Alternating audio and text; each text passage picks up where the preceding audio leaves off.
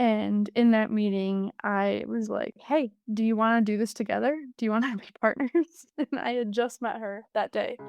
Hi, everyone, and welcome to Highlight Her. Before we get into the episode, I invite you to hit that follow button. It helps the show get delivered into your feed, and it's a free way to support the podcast. Today's featured guest is Emma Weaver of Downriver Doula. I am super excited to learn more about her journey. I am just so proud of her because I've watched her at my church as she goes from a college kid to a married woman to a business owner and a mom. So I can't wait to hear her story and see how she fits everything together. Hi, Emma. "Hi, thank you for having me." I am so excited that you're joining us today. But before we dive into what brought you to where you are today, I have a question that I'd like to start with. Is there a moment recently where you thought, this is why I do this? After every birth, yes, I think that. Mm.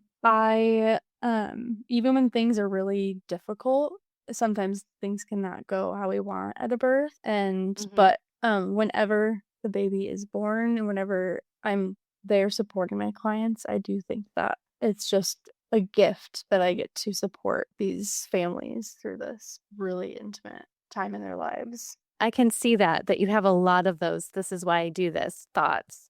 Yeah. So, before we get too far into the interview, can you explain to the audience what a doula is? Because we might have some listeners that don't know what that means. Yeah, so there's different types of doulas. I'm a birth doula, and a birth doula supports families through pregnancy, birth, and postpartum. And we support them emotionally, physically, informationally. We advocate for them. A lot of that is during the labor process and birth, but it can Mhm. also, part of it can be prenatally and in the postpartum period too. Okay. So, if people wanted to poke around your website while they're listening, what is your website? My website is downriverdoula.com with no Alrighty. spaces or anything, yeah. Thank you so much.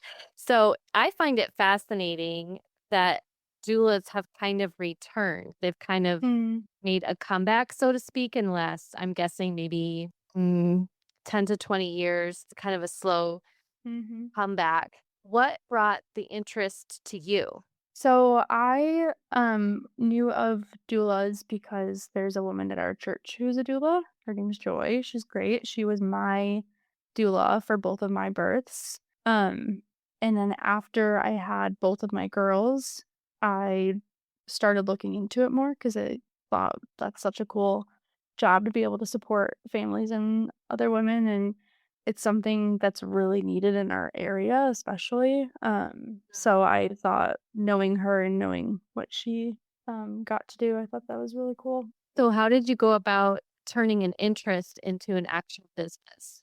So I want to say like right after I had my daughter, so that was 2022, I started looking into it, but I had just had a baby, so I didn't think that was the right time. So about a year later, she's still little, I met with Joy and I asked her a bunch of questions, and then I signed up for a doula training. I had also started to put out there that I wanted to be a doula just on social media. I created a page, I created a website. I reached out. This is crazy. I actually reached out to someone who followed me and said like, "Hey, I saw you're expecting. Would you want to have a doula?" Because she had followed me, and I thought maybe she's trying to find someone. And she said, "Yeah, actually, that's crazy. I would love that. I'm like due any day." I met her on a Saturday, and then not even 3 hours later, she said, "Hey, I'm in labor, and do you want to come?" And she wasn't even decided yet if she wanted me to be there, and she texted me and said, "You can come." So I went. I had no training. So I like to say I attended that birth and not really support Right. because I did not know what I was doing. Uh-huh. But I was there, and after that, I had already signed up for the training, but after seeing, and it was a very quick birth. I didn't even know the husband's name until after the baby was delivered. That's And, awesome. yeah, so had already signed up for the training, and but then after that, I was like, I'm gonna do this. This is what I wanna do." What a great story. How long did the classes and training take you before you were able to work on your own? So There's not a lot of regulations around that. Like, someone could say they're a doula and go support a birth tomorrow, just like I did actually. But, the training took me about it was 3 full days of training over a weekend, and then after that, actually. Okay, so how long was it from when you did your training to when you could start doing your doula services? So I started right away. So after my training, my trainer actually suggested different ways of trying to get clients, because part of the certification process is attending for the organization I was certifying through. I needed to attend support 3 births before I could be certified. So, I had already created my Instagram account and Facebook page and website, and I put on there on my social media accounts that I was looking for clients and that I was going to support, for free for the first 3 clients that I could get so that I, could get some experience. So very quickly I had a friend from church and then 2 people I didn't know at all reach out, and I attended and supported those births within just maybe like 3 weeks of my training. And then from there I continued to take on clients and started charging a bit after that. But I wasn't certified until I want to say April of my training was in October of 23, and then I was certified by April of 24. So 2 years ago now. That's awesome. Do you know how many births you have supported? Yes, I wanna say I need to go back because I just went to a birth a couple weeks ago, but I think I'm at 21. I How wanna say 21. exciting! Yeah. What a special thing to be able to say that you help families bring new life into the world. It is a gift, That gives yeah. me chills. Mhm. Aw. So you have a partner. How did you decide when you needed a partner? And how do you even pick a partner for something so special and important? One of the first lessons I learned was I cannot take on more than 1 client a month because I took on a lot right away. And then my body did not like that. It's a lot of physical work too. It's a lot mentally. Very quickly, I learned that. I wanna say about 3 months into it, I started looking I really wanted to have, a doula partner, but I really wanted someone who had just a similar look on life, just so that, like, in Mm. business too, I really wanted to have, someone who's honest and I could trust, and saw this woman who made an Instagram account that she was a doula, and it probably popped up on my feed because I'm a doula. I knew of her because she goes to a church that I know of, and we have mutual friends. So I knew of her, but I'd never met her before. And so her Instagram popped up. I sent her a message. I said, "Hey, let's get together." So we got together. I want to say that was like February or April of 24, 2 years ago now. And I met her for breakfast. And in that meeting, after we're talking for like an hour or so about like she had just become a doula too, we're talking about faith, about our lives, about our kids, all the things. And in that meeting, I was like, "Hey, do you wanna do this together? Do you wanna be partners?" And I had just met her that day. Um, but I think because we had mutual friends and I knew, like, people that knew her, and from just the conversations we had, like, okay, like, I think we're doing this for the same reasons. That was huge for Hmm. me too. I wanted to go into it with someone who was doing it for the same reasons as me. Um and she said, "Yeah, I wanna do that." So, we became friends and business partners at the same time, and she's great. Her name's Hope, and, yeah, we take on clients together now, and, yeah, it's great. So that's how I got a business partner. I love that. That's a gutsy move. It is. That's kinda how I roll, apparently. I'm just very, yeah, I take risks, apparently. That's something you need in business, though, to be able to take Yeah. risks. Yeah, you do. You do, and you learn from these risks and mistakes and all the things, but, That is true. So, what would you say is your superpower as an entrepreneur? My it probably I mean, you'll probably get that from that story, but I am very much like a people person. I love to get to know people. I wanna, very some might think it's nosy, some might think I'm curious. Like, I just want to get to know people and build a relationship with them, and I think that helps in this business a lot.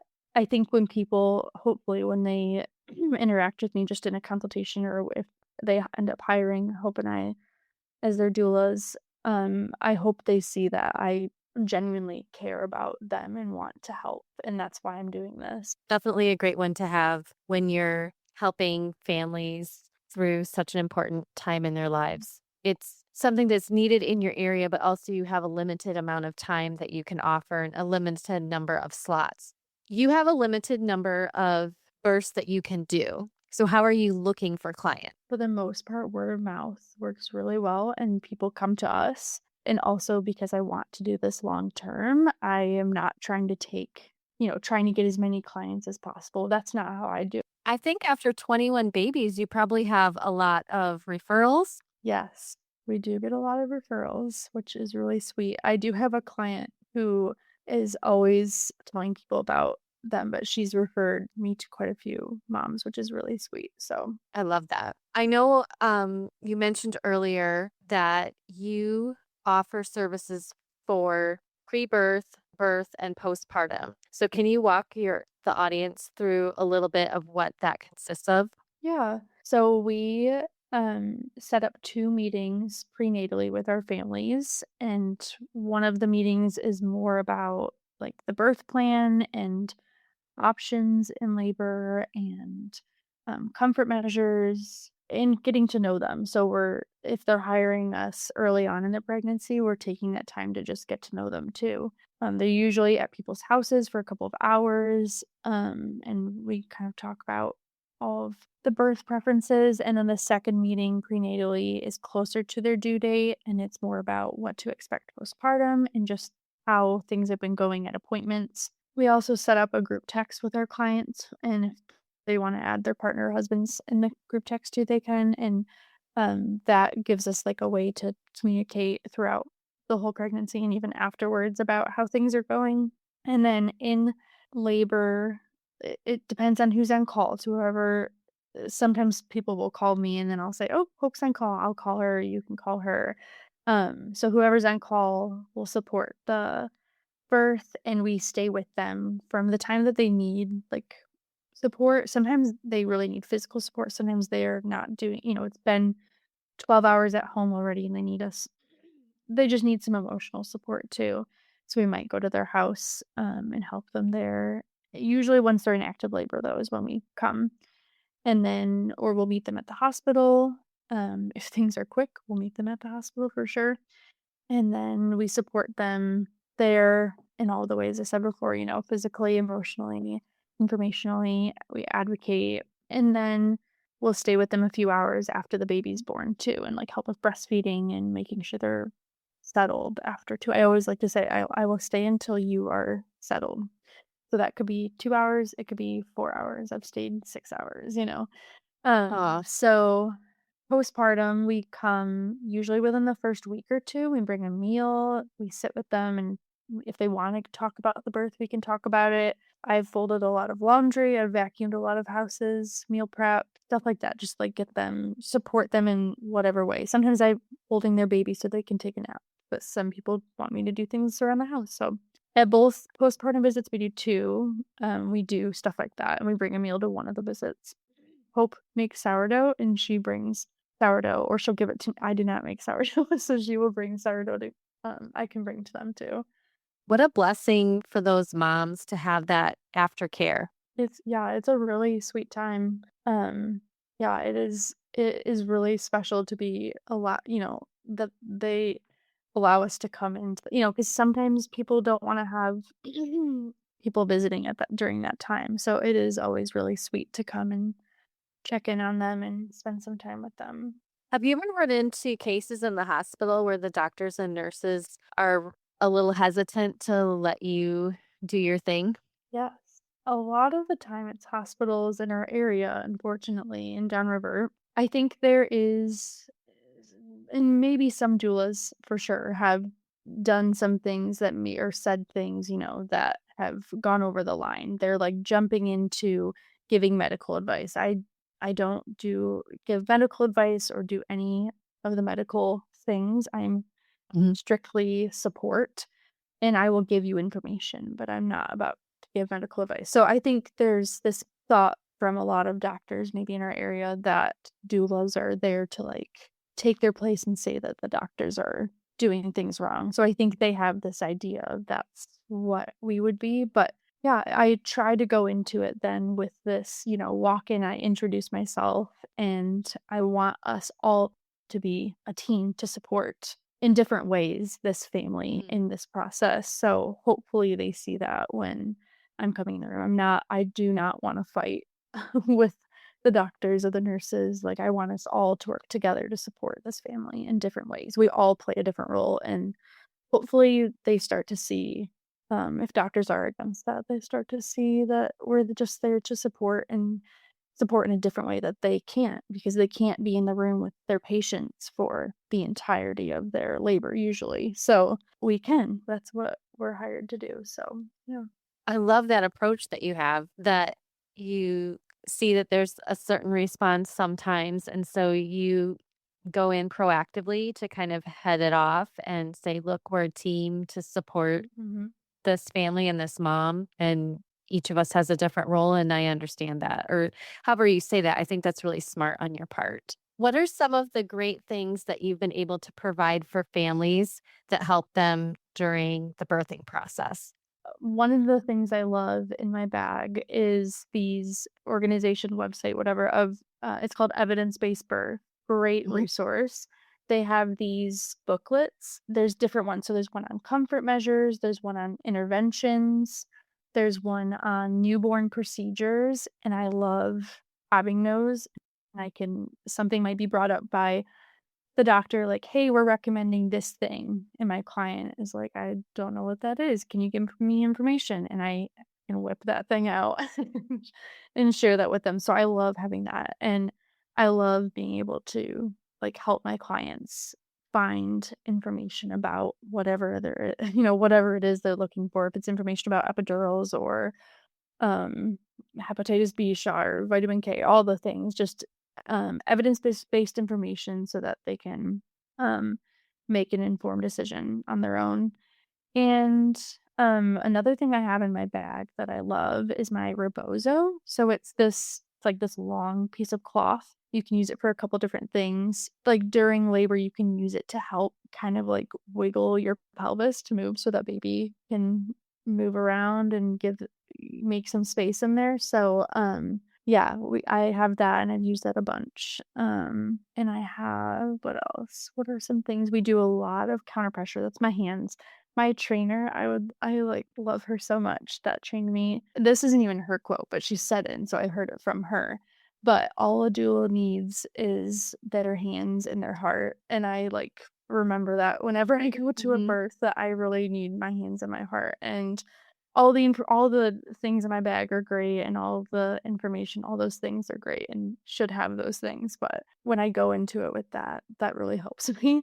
But I use my hands a lot to do counter pressure or massage or just, like, a touch on the arm, and some moms don't Mhm, want that, so you can tell me to stop touching you and I will. Um, mhm. or I will for sure ask before I do any of those things, but, a lot of moms need, like, counter pressure, and so, yeah, my hands are a great tool during, labor. Hope would say the same, yeah. And it kinda goes back to that 2000s, and we consider ourselves so modern, but women helping women through childbirth Mhm. has been around for thousands of years, and when all else fails, you have your hands and your heart. That kinda brings it full circle through all the fancy things that you could have in our Mhm. day and age of technology, but sometimes it's just a kind word helping her through a contraction. I'm not going to pretend to know anything outside of my own birth experiences. So, but I imagine that you and Hope have helped a lot of women through a lot of nerves, a lot of fear, some stress and pain. I hope so. my doula did that same thing for me. So I hope, women really remember what is said to them in labor. There's a Mm. study on that, which is really an interesting thing to look at. But you remember what people say to you in labor, and if people are encouraging you, you remember that. It's huge. Yeah. Oh, yes. We have a funny quote in our family from with my first son, we were at the hospital and there was a nurse that just would say, "Push, push, push, push, push, push, push," and it drove me crazy. And And that's when you need a that doula to became a say, "Could you standing joke, please right? stop saying Exactly. Exactly. can we So please be quiet?" your yes, your moms are getting to remember beautiful, lovely, calm. I hope so. You do have a very calming presence, and I imagine that that's something that's helpful. Is that something you come by naturally or you had to learn it? I didn't realize I had that, and people have told me that now that I've become a doula, which is really very sweet. I didn't realize that they're gonna remember what I say, and I don't want to, um, yeah, have a negative impact in the birth space. I love that. So you have 2 little girls of your own, Mhm. and, we were chatting off to the side, and you said that one of the reasons that you limit how many clients you take on is so that you can have time with your family. Mhm. How does your being an entrepreneur and them watching you have how does that influence them? Have you seen any Mhm. mimicking or "I wanna be like you, mommy," or any of those Mhm. things? There's 2 answers that I have for this. The first is my youngest, yes, she's I think she knows kind of what I do at this point in her own little way, like, I think she has an idea of what it is. And she also is very fascinated by birth and pregnancy and breastfeeding and all the things, so she is wanting to pretend that I'm actually she wants me to pretend I'm having baby every day, and she's my midwife, so or my doula. She's playing all the roles. So Aw. that's really cute. But at the same time, if I put my shoes on that I wear to all the births that I go to, she'll say, "I don't want you to go to a birth." So I think she's put together that I'm gone for quite a bit Mhm, when I do go to a birth, and it is only like once a month, if that. So, but I think it's hard. Um, it's hard when I'm gone for them, I think. So that is mhm, why I limit it so much because I don't want it to negatively impact their lives. But when I get home, it is always an exciting thing to like tell them that the baby was born, and they're always excited about, if I come home the next morning or whatever. I'm like, I was with the baby and mama last night helping them, and they get excited about it. Aw, so cute. Mhm. And you mentioned that you wanna do this long term, so I think it will be interesting to watch as your girls get older and watch you grow into the business even more and just get to see how you mature as a businesswoman and the things that you learn about business and babies and helping women. There's so many facets that you're learning, and as they get older, they might see things differently at different stages of their lives. Mhm. And probably some a lot different after they, are like 20 or something like that, and they can Yeah. see even, even a little Yes. more, "Oh, that's what mom was doing," or, "Wow, that's so Mhm. cool that my mom has her own business," you know? Oh, I hope so. I hope it is this thing they think of that is really cool and that they would be interested in even right now, I think it is. They don't understand it fully, so it's hard for their little minds to understand. For sure, for sure. Hi, we're taking a quick break during this fantastic interview to invite you to subscribe to the Highlight Her podcast newsletter. That's right, there's a newsletter that gets each episode delivered to your inbox, and soon there will be additional features as well. If you love supporting small businesses and hearing great success stories, you're going to want to subscribe. Link in show notes. Back to our interview. Okay, so we've reached the lightning round of just some fun, short Sure. questions. What is your favorite? Coffee, tea, or hot chocolate? Coffee. All right, that's the A winning latte. answer. Ooh, what kind? I have a espresso machine at my house, so I do just like an iced latte with some maple syrup. Are you an early bird or a night owl? Night owl. And is there a tool or app that helps you run your business? My notes app? There you go. And what is your favorite way to unwind after a long business day? So either whether you're working on things for clients or you've gone to a birth, what's your favorite way to unwind? Go to sleep. Take a shower first and then go to sleep. Lastly, is there a woman that you'd like to highlight? Yes, my friend Elena Miller, she owns a photography business. We grew up on the same street, so we grew up together, and she takes beautiful photos. So I wanted to shout her out and recommend her to anyone who's getting married. She does like mostly weddings, but she also does other shoots too. So Does she have a specific name for her business or is it just Elena Miller? I think it's Elena Miller Photo. I love Yes. that. Yeah. Or photography. Maybe I need to look this up now. It's okay. Okay. Emma, if someone wanted to start something similar to you, say a service specific to women, what's one piece of advice that you would give them? For this specific business, I would highly recommend reaching out to a doula to ask them questions. I did that with my own doula. I did it with other doulas around, and a lot of doulas go into this business to help people. So a lot of the time they are happy to help. Audience, if you want to follow Emma on social media, she is downriver_doula on Facebook and Instagram. Her website is downriverdoula.com, and downriver meaning approximately 20 minutes southwest of Metro Detroit. Thank you so much for joining us today, Emma. Thank you for having me. This is really fun. I'll make sure I put everything in the show notes so you can find Emma online. Audience, thank you so much for listening to the podcast today. If you love supporting women-owned businesses, join the Highlight Her Network newsletter. The link is in the show notes. When you receive the newsletter, you won't miss an episode. Emma, thank you so much for joining us. I really appreciate your time and conversation. Thanks, Jenny.